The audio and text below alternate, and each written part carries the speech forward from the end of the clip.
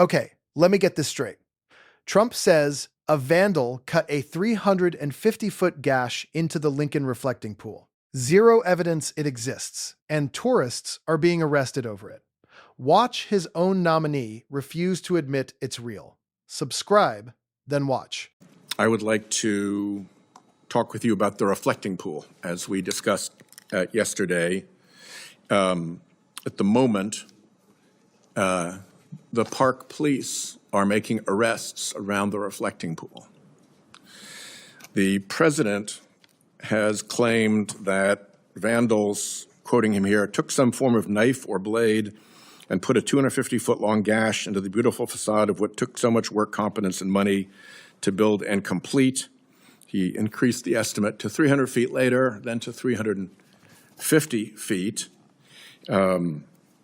insisting that it was, quoting him again, cut and powerfully lifted off the surface, leaving very jagged, uneven edges. He was asked what proof there was of any of that, since it doesn't seem to be visible to any other person. And he said, well, you'll have to go see the Parks Department. They'll show it to you, or see the secretary, but I saw it. We have pictures. He also said you'll see it in court. So you were a police commissioner in Texas, understand it?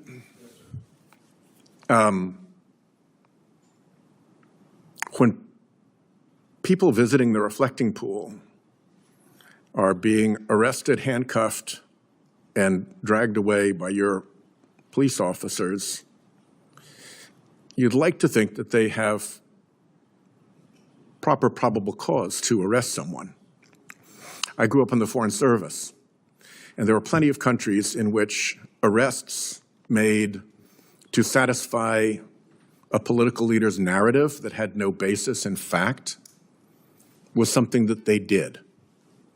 The American system of justice has not operated that way.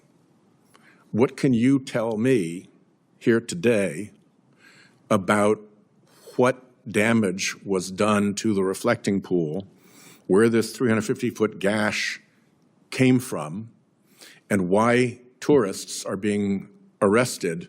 What is the factual predicate for these arrests? Yes, sir. Thank you. And indeed, I have spent, as a son of a police officer as well as a police commissioner, I've spent virtually my entire life in and around the law enforcement industry, or business community, rather.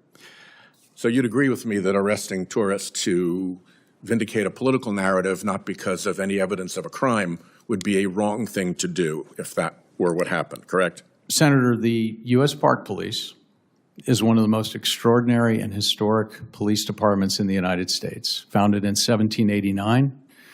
And in the year that I've had the opportunity and pleasure and privilege and honor to work with them, I have been amazingly impressed by their professionalism, their training, their discipline, their service, and their duty and service to this district and the people that live here.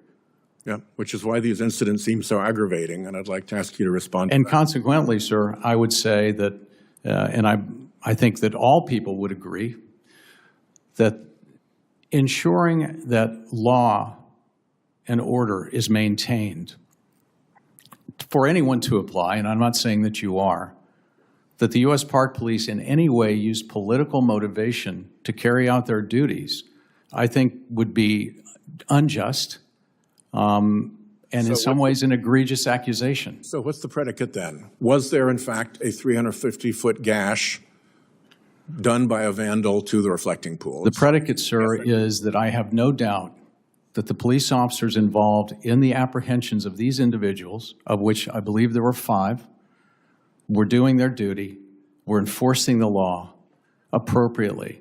And I think that all of us should recognize and believe that vandalism of any kind is an affront to civilized society. Yeah, it hurts everyone. But Mr. Liddy, the question is, was there vandalism? Did someone cut a 350-foot gash in the reflecting pool? And what vandalism did these individuals do? Is it really vandalism to pick a piece of floating peeled paint out of the reflection pool? People have run through the reflecting pool in the past. The president drove through the reflecting pool, apparently. Sir, I stand by my statement that the U.S. Park Police operated and conducted their business of protecting this city in an appropriate manner. There was no malfeasance, nor was there any political motivation to it. And furthermore, sir, as you know, this is an ongoing investigation, and consequently, I'm not in a position to share that information publicly. But once it is available publicly, I'm happy to meet with you. I met with you yesterday, sir. I'll meet with you anytime. Was there or was there not a 350-foot gash in the reflecting pool? Senator, I stand by one now? I stand by my statement, sir. Your statement doesn't answer the question.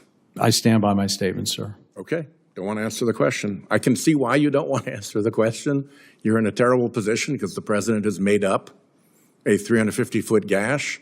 And unfortunately now police officers are being put in the position of having to make arrests that I suspect are going to fare very badly in court because there's nothing about touching the reflecting pool or picking up a piece of floating, peeling paint that amounts to vandalism as a matter of law. Thank you. All right, watch what Whitehouse does first, because it's a setup, not a rant. He doesn't lecture. He establishes that Kevin Lilly was a police commissioner in Texas, the son of a police officer, a man who spent virtually his entire life around law enforcement. Then he asks the most basic question a cop should be able to answer in his sleep.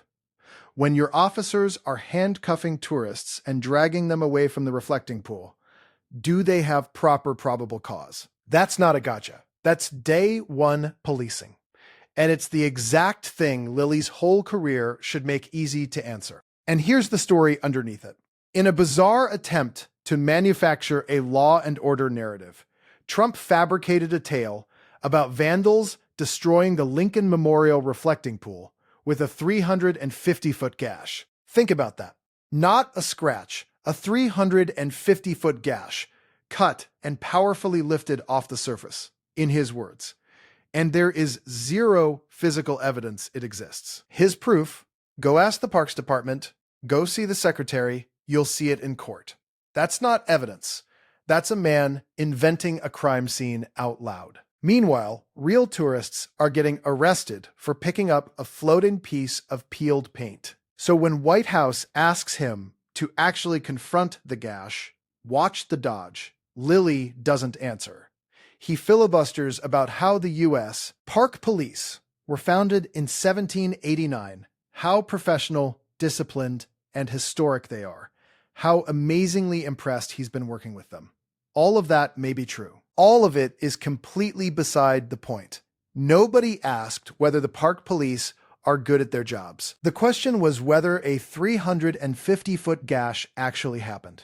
When a witness answers a yes or no question with a history lecture, that's not respect for the officers. That's a man running out the clock and hoping you don't notice. And this is exactly what Whitehouse zeroed in on. During the hearing, he confronted Lilly over the total lack of evidence behind these reflecting pool arrests, and he named the real danger out loud: arresting tourists without probable cause, simply to satisfy the president's fragile ego and prop up a political lie. Let that sink in. We are not talking about some far-off country. Whitehouse said he grew up in the Foreign Service and watched arrests get made to fit a leader's narrative. His point was blunt. The American system of justice is not supposed to work that way, and that's the whole reason this exchange matters. Then it somehow gets worse. Watch Lilly insist he has no doubt the officers appropriately apprehended the vandals, that he believes there were 5 of them, and that vandalism of any kind is an affront to civilized society. Sounds tough and decisive, right? Except he still will not say what the vandalism actually was. So, Whitehouse hands him the real question. Is it vandalism to pick a piece of floating peeled paint out of the reflecting pool? People have run through that pool for years. The president himself reportedly drove through it. So which one is the crime here? The paint or the convoy? Here's the receipt that ties it together. Lilly has an extensive law enforcement background, and he still stonewalled the simplest question on the table. Does the 350-foot gash actually exist? Instead of a yes or a no, he hid behind the magic words, ongoing investigation. That's the tell. A man with the facts on his side answers. He points to the photo, the report, the damage. What he does not do is repeat, "I stand by my statement," while refusing to say what the statement even is. The ongoing investigation line wasn't caution. It was cover for the fact that there is nothing to investigate. And this is the moment everything was building toward. Whitehouse asks one more time, was there or was there not a 350-foot gash in the reflecting pool? Lilly says, "I stand by my statement." Whitehouse tells him flatly, "Your statement doesn't answer the question." Lilly just repeats it again, and then comes the line that became the whole clip. "You don't want to answer the question." And I can see why. That was not an insult. It was a diagnosis. Lilly couldn't say yes because there is no evidence. He couldn't say no because that calls the president a liar to his face. So he said nothing at all on camera under oath. So here's where it lands. And here's who pays. It's not just innocent people getting dragged through the system. Real taxpayer money is being burned to investigate a crime that never happened. And legal experts already expect these cases to collapse the second they reach a courtroom. So here's the line. Next time someone tells you this is about law and order, ask them where the 350-foot gash is. They wanted the tough guy headline. They wanted the arrests on camera. But the moment someone asked the nominee to confirm the damage was even real, the whole thing fell apart. Full stop. If this made you think, hit like and subscribe, and I'll see you in the next one.